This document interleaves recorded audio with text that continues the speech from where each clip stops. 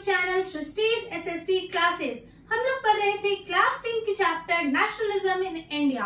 हम लोगों ने कवर अप किया था the limits of civil disobedience movement तक।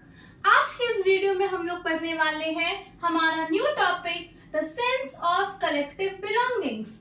इट मीन्स कि नेशनलिज्म की फीलिंग्स जब इंडियंस के अंदर आई तो वो लोग एकजुट कैसे हुए, वो लोग कलेक्टिवली किसी भी चीज को कैसे किए। तो चलिए शुरू करते हैं।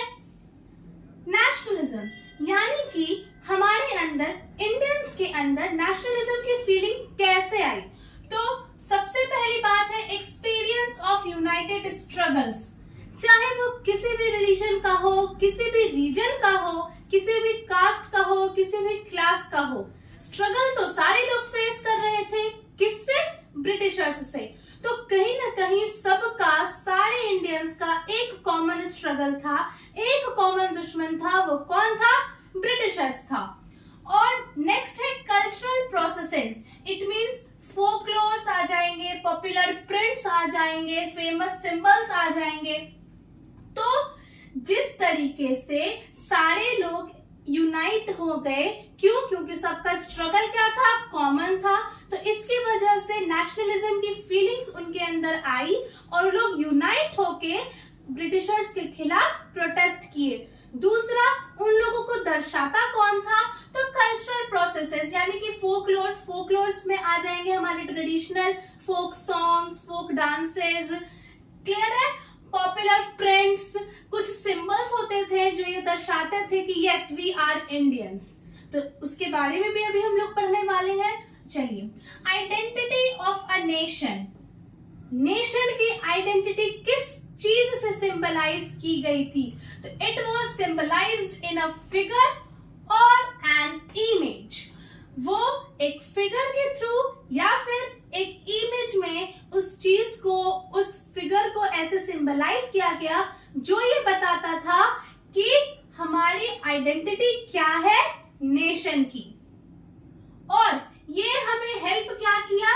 हमारी आइडेंटिफाई करने के लिए कि व्हाट इज आवर नेशन। और हम अपने नेशन को आइडेंटिफाई करने के लिए कौन सा इमेज बनाया गया? तो वो इमेज था भारत माता का। भारत माता की इमेज को बनाया गया 20th सेंचुरी में बनाया गया। तो चलिए अब इस इमेज के बारे में हम लोग पढ़ते हैं। कौन बनाया, कैसे बनाया और ये किस तरीके से हमारी आइडेंटिटी को शो करता था। क्लियर है? आज भी करता है। तो इमेज ऑफ भारत माता, ये फर्स्ट क्रिएट किसके द्वारा किया गया था? ये फर्स्ट क्रिएटेड था बंकिम चंद्र चट्टोपाध्याय के थ्रू। क्लियर है? बंकिम चंद्र चट्टोपाध्याय भारत माता की इमेज को बनाए थे और 1870 में ये क्या किए थे? वंदे मातरम लिखे थे as our national song. And उसके बाद later on he included in his him Anandamath. उनका एक हिम था। हिम मतलब होता है जो हम लोग भजन नहीं गाते हैं, हिम मतलब होता है भजन। तो वो अपने भजन में, उनके भजन का नाम था आनंद मत, तो उसमें वंदे मातरम को इंक्लूड करते हैं। कौन? बंकिम चंद्र चट्टोपाध्याय। क्लियर है यहाँ तक? उसके बाद जो वंदे मातरम था ये कब गाया गया था? तो ये गाया गया था स्वदेशी मूवमेंट जब बंगाल में चल रहा था, तो उस वक्त वंदे मातरम गाया गया था। चलिए, यहाँ तक तो हो गया कि भारत माता की इमेज किसने बनाया, वंदे मातरम कौन लिखा और वो कहाँ कहाँ इंक्लूडेड हुआ। क्लियर है? अब नेक्स्ट हम लोग आते हैं कि भारत माता की जो इमेज थी वो पेंट किसके थ्रू की गई थी? वो पेंट की गई थी अवनींद्रनाथ टैगोर के थ्रू। यहाँ पे आप लोग कंफ्यूज नहीं होइएगा, ये क्वेश्चन आता है एमसीक्यू में भी कि भारत माता की इमेज बनाई किसने थी और पेंट किसने की थी। तो बनाया गया था बंकिम चंद्र चट्टोपाध्याय के द्वारा, लेकिन पेंट किया गया था अवनींद्रनाथ टैगोर के थ्रू। चलिए, अब अवनींद्रनाथ टैगोर इसको पेंट करते हैं। तो वो पेंट करते हैं दर्शाते हुए कि ये एक एस्थेटिक फिगर है। एस्थेटिक फिगर मतलब कि आप जब उस फिगर को देखिएगा तो आपको लगेगा एकदम शांत है, एकदम काम है, डिवाइन है, उसके बाद स्पिरिचुअल फीलिंग ये देती है। क्लियर है यहाँ तक? उसके बाद जो भारत माता की इमेज है वो बहुत सारे डिफरेंट फॉर्म्स में निकल के आती है। बहुत सारे डिफरेंट आर्टिस्ट जो होते हैं वो तरह तरह के फॉर्म में भारत माता की इमेज को बनाते हैं। आप लोग इमेज भी देख सकती हैं, आपकी एनसीईआरटी के बुक में दिया हुआ होगा। उसके बाद जो भारत माता का इमेज है वो उसका डिवोशन क्या रहता है, वो किस चीज को दर्शाता है, तो वो दर्शाता है वंस नेशनलिज्म। किस चीज को दर्शाता है? हर एक व्यक्ति के फीलिंग ऑफ नेशनलिज्म को। और इस तरीके से जब यहाँ पे मैंने बोला था कि आइडेंटिटी ऑफ अ नेशन किसके थ्रू दिया गया, तो एक इमेज या फिर एक फिगर के थ्रू दिया गया। तो वो फिगर उस टाइम पे 20th सेंचुरी में क्या था, तो भारत माता की इमेज बनाई गई। किसके थ्रू बनाई गई?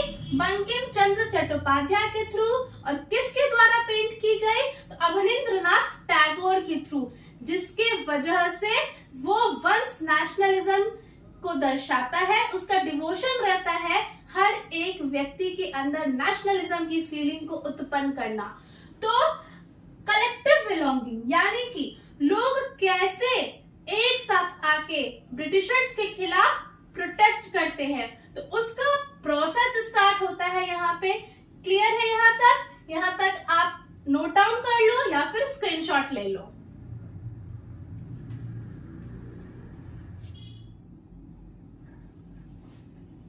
चलिए अब हम लोग हमारा नेक्स्ट सब टॉपिक स्टार्ट करते हैं, the sense of collective belongings का।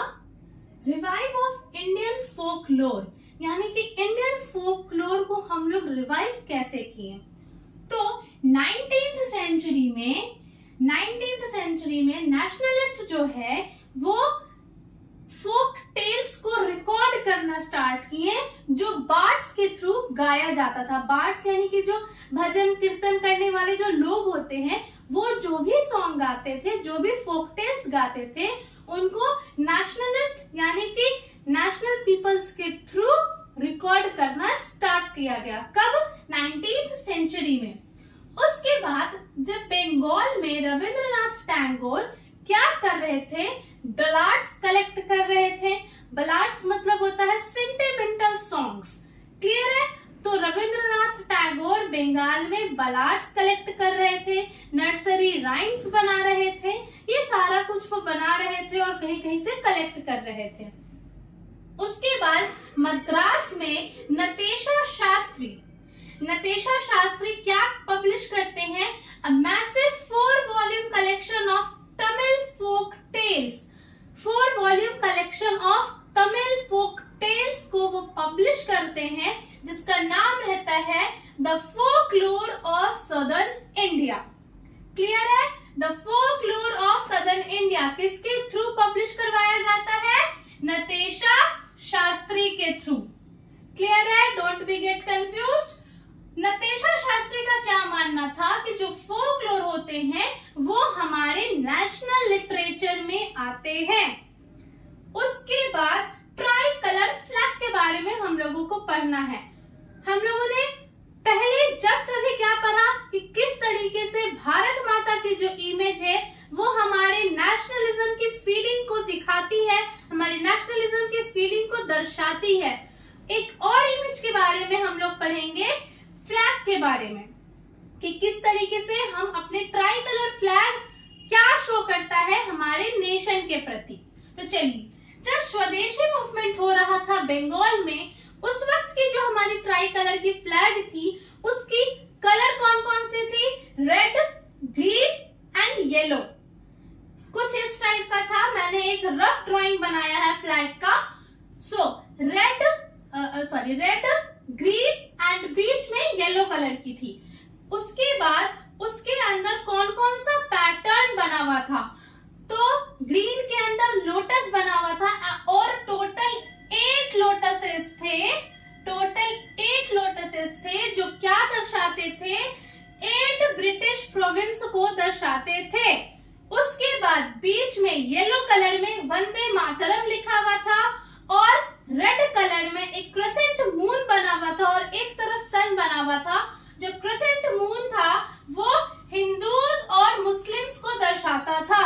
तो स्वदेशी मूवमेंट के वक्त ये था हमारा ट्राई कलर का फ्लैग। उसके बाद गांधी जी 1921 में जब स्वराज मूवमेंट लाते हैं तो उस वक्त की हमारा ट्राई कलर का फ्लैग क्या था, रेड, व्हाइट एंड ग्रीन, जिसमें स्पिनिंग व्हील था बीच में। स्पिनिंग व्हील यानी कि चरखा जो गांधी जी के थ्रू बनाया गया था, ठीक है। तो वो चरखा था जो क्या दर्शाता था, Gandhian idea of self help, यानी कि अपना काम स्वयं करें। तो ये हमारा स्वराज मूवमेंट के वक्त का फ्लैग है। और जो फ्लैग होता था ना, वो जब मार्चेस पे लोग निकलते थे, जब लोग मार्च करते थे तो वो फ्लैग लेके निकलते थे। क्लियर है? अब फ्लैग लेके क्यों निकलते थे? खाली हाथ जा रहे हैं तो अच्छा नहीं लग रहा है, इसीलिए नहीं, वो फ्लैग लेके इसीलिए निकलते थे क्योंकि वो एक इमेज बन गया था जो ये दर्शाता था कि यस वी आर नेशनलिस्ट, और नेशनलिज्म की फीलिंग को और अच्छे से उत्पन्न करवाता था ताकि स्ट्रॉन्ग फीलिंग के साथ ब्रिटिशर्स के अगेंस्ट प्रोटेस्ट कर सके।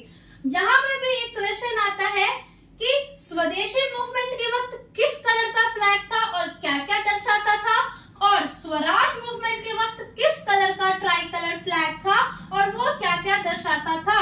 तो यहाँ पे भी आप लोग कंफ्यूज नहीं होइएगा। तो ये था हमारा try colour flag and revive of Indian folklore. इससे आप नोट डाउन कर लो या फिर स्क्रीनशॉट ले लो।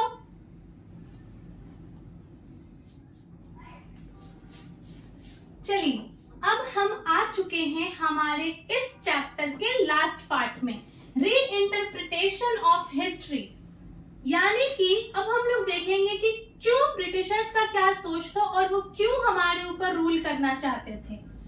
19th सेंचुरी के एंड होते होते इंडिया क्या फेल्ट किया कि जो हमारी इंडियन हिस्ट्री है, यानी कि मौर्यन एम्पायर, इन सब के टाइम पीरियड की हम बात कर रहे हैं, तो जो हमारी इंडियन हिस्ट्री है वो हमें दर्शाती है बहुत सारे अलग अलग फॉर्म में, ठीक है। तो ब्रिटिशर्स का क्या ख्याल था, वो कैसे देखते थे इंडियंस को, तो वो देखते थे कि इंडियंस जो है वो बैकवर्ड है, वो प्रिमिटिव है, इनकैपेबल ऑफ गवर्निंग देमसेल्व्स है, यानी कि वो खुद को गवर्न करने की क्षमता नहीं रखते हैं। तो इसलिए ब्रिटिशर्स बोले कि जब ऐसी बात है तो हम चलते हैं इंडिया ब्रिटिशर्स को गवर्न करने के लिए। बट ऐसा कुछ नहीं था, वो अपने प्रॉफिट के लिए आए थे, अपने एक्सपोर्ट इंपोर्ट के लिए आए थे और हमारे ऊपर शासन चलाने लगे थे। उसके बाद इंडियंस क्या सोचते हैं, इंडियंस पास्ट में बीते हुए कुछ अचीवमेंट्स को याद करते हैं, हमारे कुछ ग्रेट अचीवमेंट को याद करते हैं कि हम लोग खुद को गवर्न क्यों नहीं कर सकते हैं।